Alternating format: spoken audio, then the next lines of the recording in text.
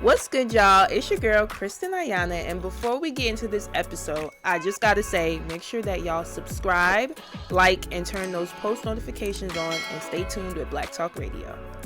Welcome to Black Talk Radio, hosted by Kristen Ayana. Listen as we discuss the latest in Black culture, Black news, and Black entertainment. What's good, y'all? It's your girl, Kristen Ayana, and welcome back to Black Talk Radio, where we discuss the latest in Black culture, news, and entertainment. Now, I'm super duper excited because we have a special guest on the show today. Who we got in the building? Oh my gosh, it's me. My name is Dajah Dorn. Thank you for having me. Of course. Thank you so much for being here and coming. You know, it's a hot day. It's hot. But you're here. Yeah. We're going to get to know you. We're going to chop it up, and I'm super excited. So for those who may or may not know, can you just tell us a little bit about yourself? And, of course, when we start getting into music. Okay. This is like a job interview question that we hate. Tell me about yourself. My name is Dajah Dorn. I'm from Jacksonville, Florida. I am a model, a singer, and a songwriter. Mm-hmm. I moved to New York in 2019, like right before the pandemic. So I got like seven good months of like normal New York before the pandemic. I've been doing music. Well, I've been singing all my life because, you know, growing up in the South, everybody, grandma make you go to church and sing in the choir. So I used to sing in the choir growing up, but I didn't take like actually doing music. It's like, okay, I'm going to tell everybody I want to do music seriously until the pandemic. Because, of course, you know, 2020, we always like having an identity crisis and a life crisis, but we was like, let me do this before the world ends. So that's how I got really started, for real. Okay, dope. Yeah. I love that. Now, during 2020, when you had this moment of like, okay, I'm going to take music serious, were you nervous at first? No. So I always had a plan in my head. I've always been working on this since I was like a little girl. Like, you know, we used to have access granted and behind the music and stuff like that. So I always watched it. I always was practicing interviews like this. I just be talking to myself, practicing interviews. And the real reason I got into modeling was because I was like, okay, Dajah, you need to get used to people looking at you. Because I was kind of shy. So that was really the main reason why I didn't like tell nobody. But I was like, you got to get used to people looking at you and be comfortable. And then we'll figure out how you're going to get music along the way. And then when 2020 came, I was like, oh, it's a perfect opportunity to just be real and be who I really want to be. So my next question for you is, okay, I've seen in your bio that, and also like in your music, it's like a little bit of rap vibe in a sense, but a little bit of R&B. So how did you get to that? Because, you know, as artists, sometimes you feel like you have to be like pigeonholed into a box. But I really like your sound because I feel like it's unique and different. Thank you. So can you talk to us a little bit about that? About the whole box thing, like that ain't gonna fly with me. So I'm just not like that. But I just grew up around my uncles a lot. So they listen to a lot of Tupac, a lot of fucking, excuse me, I ain't gonna cuss. But they listen to a lot, bleep that out. I grew up around my uncles and they listen to a lot of Tupac and, you know, Hot Boys, just whatever, all the rap. So I just grew up around a lot of rap. My favorite rapper is J.Cole. He's also another reason I decided to move to New York. Really? It's just in me. And before I was like confident enough to sing in front of people, I was always like in the car with my homeboys. We'd be freestyling while we hotboxing.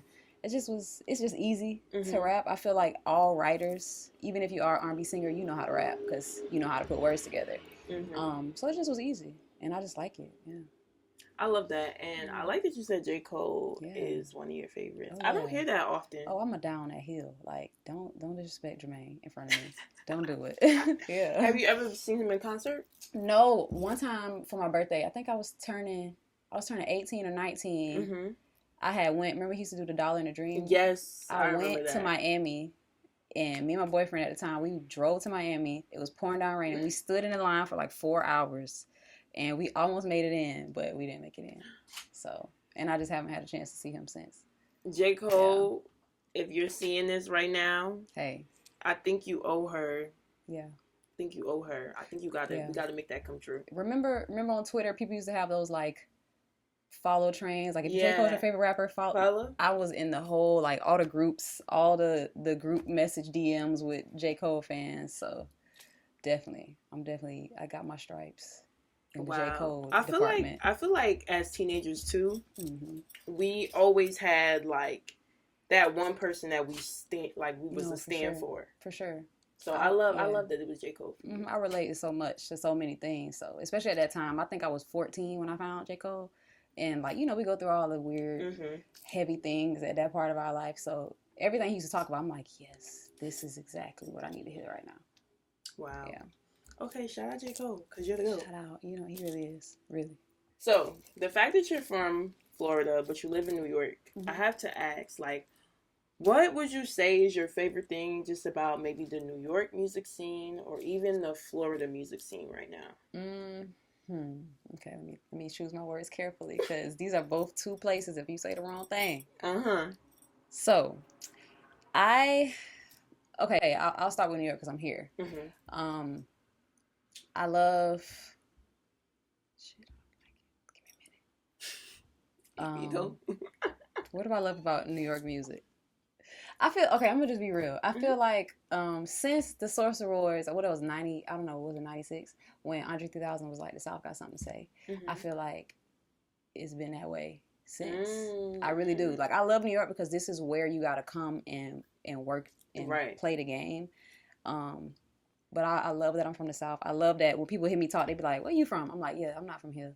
But I love New York because it welcomed me, and I get to live my dreams here. But it's just something about like the edge and like the slurs and the attitude that come from the South that I just love. New York is fun. I love house music, so sometimes I go to clubs. Sometimes when I go to the club, I go to like the clubs that play the house music, the EDM music. Jersey is big for that. Yeah, I love stuff like that because it's so far away from what I do, like personally. Yeah, you know, I don't want to say I'm not into the drill, but most of the drill I don't listen to. And, you know, that's real heavy right now in New York. Yeah, that is. I feel like drill has been heavy in New York for a minute. And now we have, like, this new era of, like, sexy drill. Yeah, it's kind of cute, though. When I hear certain stuff, I'm like, oh, that's cute. Yeah, I feel like it's definitely, you got to be, one, in the mood for it. Yes. Two, it's not like a everyday type of thing that you maybe listen to. Not my life, no. Yeah. There are people where that's their everyday life and it'd be like, I could see, but no. Yeah. I actually like R&B a lot. I'm not going to lie. I feel like as I get older, and ever since I was young too, I've always been like a big R&B person. So I respect that genre. Yeah, me too. You know, and all the singers, you know, wherever we move at, it's just always in the South, whether it's Tennessee or like Georgia, or wherever you from. It's just, I don't know, R&B just got my heart. So I'm going to always say the South, for sure. Now, would you say, like, since moving to New York, what has been, like, one of the biggest lessons you've learned? Girl, so many. It's many. Real rough. Like, it's not like the South, and there's no Southern hospitality. No, there's not. And this is a city, especially if you're not from here, that'll give you every reason to go back home. First of all, I moved here with $176. So. Oh my gosh. Were you scared? I would be crying. Yes and no. Me and my mama boohoo cried on the way to drop me off to the airport here because she had pulled out some cash for me and we put it in the envelope, set it on top of the car at the gas station, and we lost all the cash. Me and her boohoo cried. No. We boohoo cried on the way to the airport. I had to throw away some of my clothes at the airport because my bag was too heavy and I didn't have enough money to like pay. We boohoo cried. My mama was crying. I was like, it's okay. Like, I'll get new clothes. So part of me was scared, but part of me was just, I'm one of those people though, like, I'm going to do everything to make me scared. So it don't really stop me. Biggest lesson though. Honestly, when I first moved here, I met so many crazy people and like, I learned so many lessons. What's my biggest lesson? Probably just to be like, trust yourself in any situation. Like, trust yourself in any situation because your first thought you was right the first time. Right, like you was right. You feel that. You felt right. That. Yeah, especially dealing with so many different personalities that you deal with here and how fast you meet people. You kind of got to be quick. So that's it. It taught me to just be quick. Like, trust yourself immediately, for sure. Wow. I'm happy that you still moved here despite that because like. The average person would have been like, oh, nah. No, I wasn't staying in Duval, though. I just gave all the love to the South, but I wasn't staying in Duval. Like, it wasn't nothing left for me to do as far as for what I wanted to do. Not there. Right. So you knew that you had to like expand. Yeah, got to. Yeah. I definitely feel like that just shows like how determined you are like to your craft and the fact that you were able to take that risk. Yeah. Now coming to New York, would you say like you've been able to build community? Oh yeah, of course. You know, with I would say since I started doing music more and being serious about music, I finally have been building like genuine community, because modeling, and it's not the story for everybody, but modeling is like, you know, just face value more so, and it's more of a individual thing, because it's like we only got 2 spots and it's 100 girls, so everybody's thinking about themselves. Versus music is so collaborative. You know, you need a producer, you can write your own stuff, but you still talking, you know, you going back and forth like, do that sound right? You know, and whoever engineering or whatever, whoever getting your BTS like here and stuff, like, so I've definitely built more connections genuinely through music. Yeah. I definitely see that. I feel like, you know, just being a creative overall, I always say like collaboration really helps make the whole thing come together. It makes it better. Yeah. Like you can't just do one thing. You can't just do everything by yourself. And I know some people out there that's like, I did this by myself. Like it was only me. Yeah. But I think as we grow, we learn that like it's okay to get help. Yeah, it is. What's that saying? Is it an African proverb or something? It's like, if you want to go fast, go alone, but if you want to go far, go together. And that, since I heard that, it always stuck with me. And that's a good one. And when you get there, like, what you gonna do? Talk to yourself? You gonna talk to your money? Like, okay, but you lonely, so you need your people. Right. Yeah. Definitely. Yeah. Now, I want to talk about your upcoming single, "Love You for Free." Yes. I really like it. You heard it? Yeah. Okay. I got be doing all the I got the little. You got VIP. Yeah. So I'm really vibing with it. Okay. Like I said, I'm an R&B girly. I think this was such a good song. That make me happy. Yeah, like it's a feel good record. So what were you feeling when you created this? My music.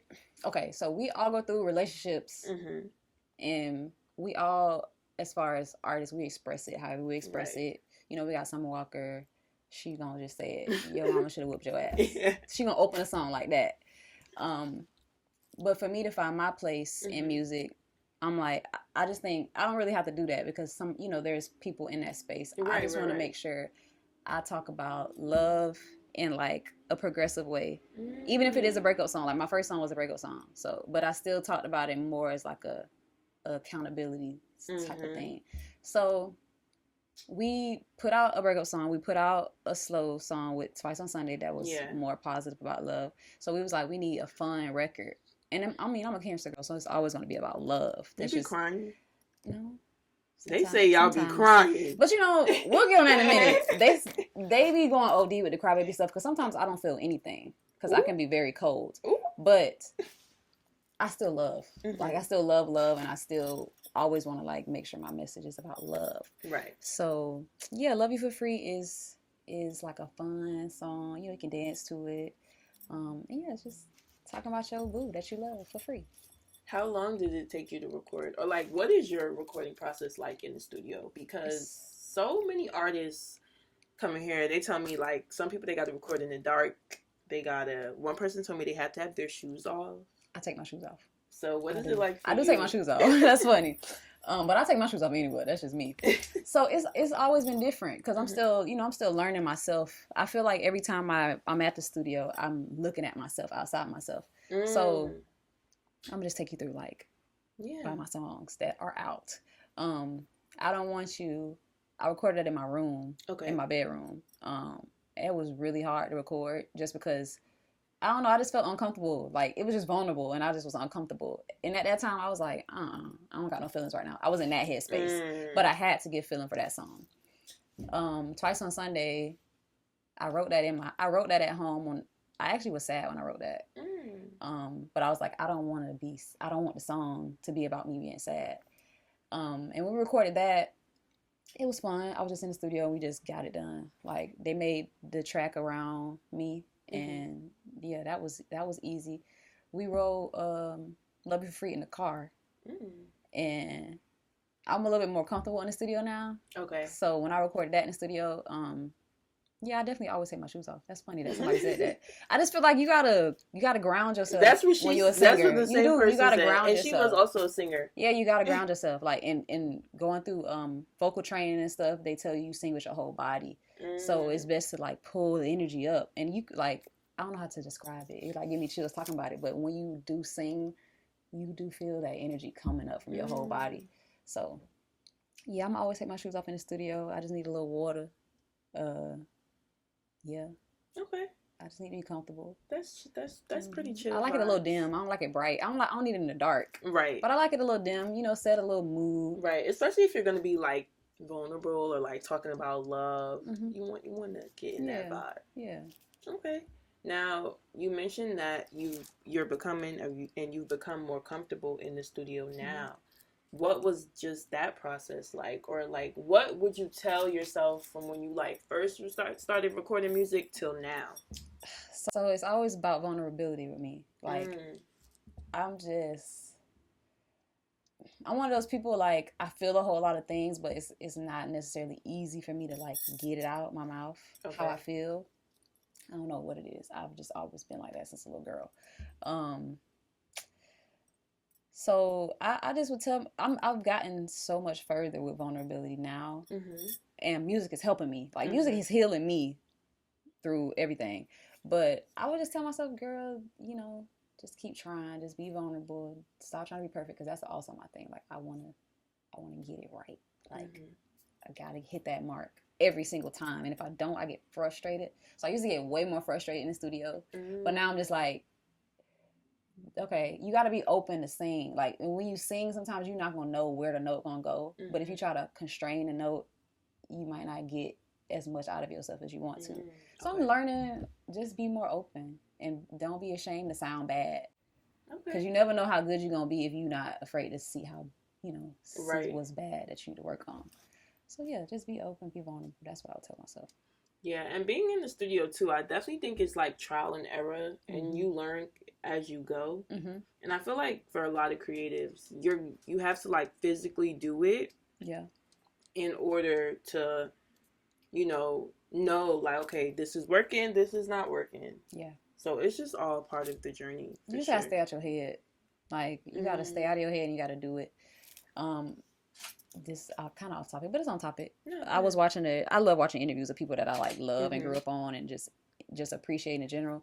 I was watching this Audrey Hepburn interview, and what was it, Audrey Hepburn? What's the girl name off of Princess Diaries? Princess Diaries. Anne Hathaway. I'm like, Audrey Hepburn, that's a long time ago.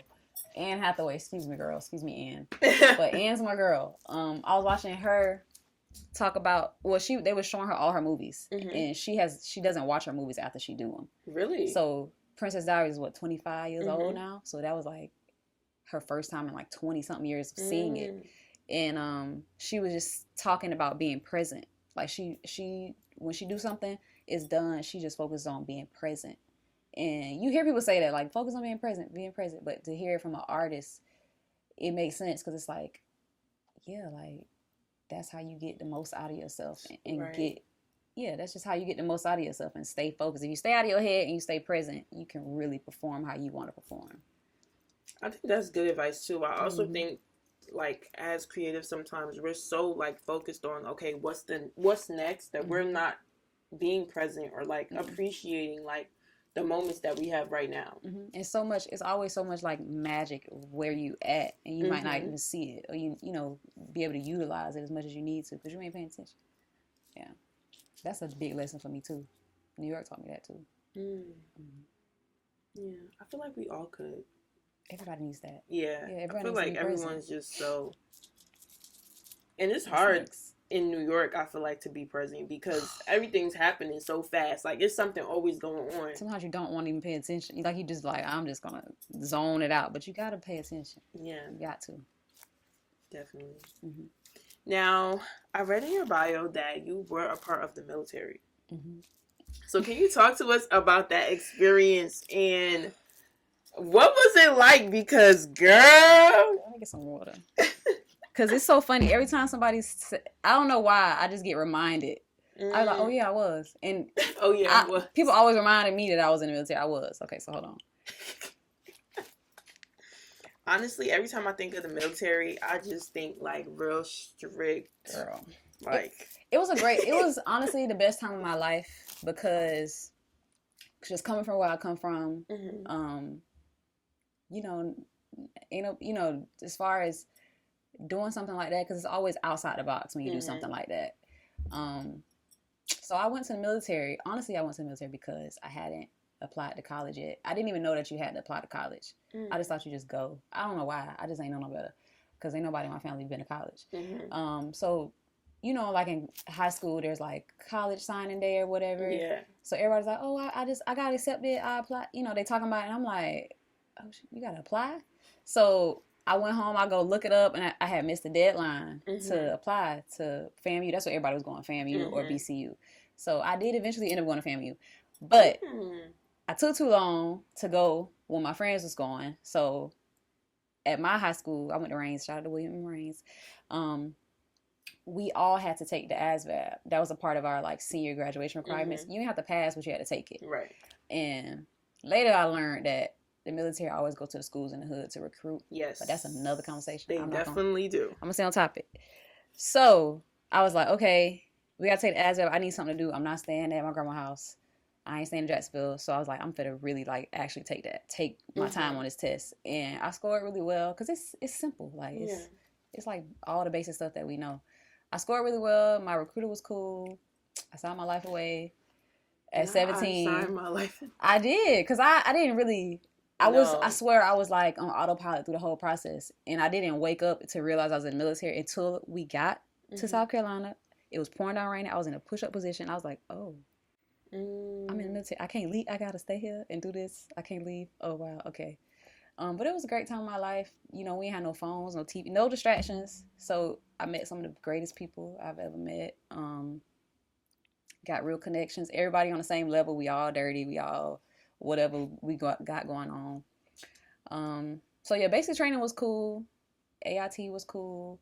It was when I went back to my unit where I was like, oh, I'm a young black girl in the military. And it's not necessary. It's in the Army. You know, again, you got to speak specifically. I was in the Army. It's not really set up for that. Right. Yeah, it's not really set up for that. And in Florida, and being in the South, so you know how that go. But I did my time. I did my 5 years. And how did you feel when you were done?